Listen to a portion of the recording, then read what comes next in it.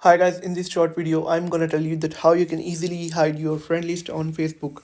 So that's quite simple. Before starting the tutorial, make sure that you have subscribed to my channel and you have liked the video. Thank you.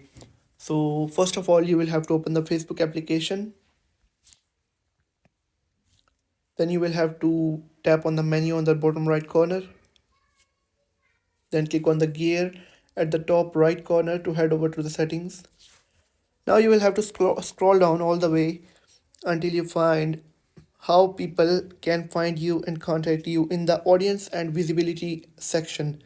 Click on it.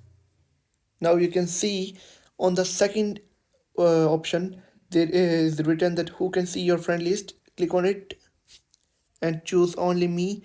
Now your friend list will be hidden from everyone and only you will be able to see your friend list. So that was how you can easily remove friend list on Facebook. So if you found the video helpful, make sure to like the video.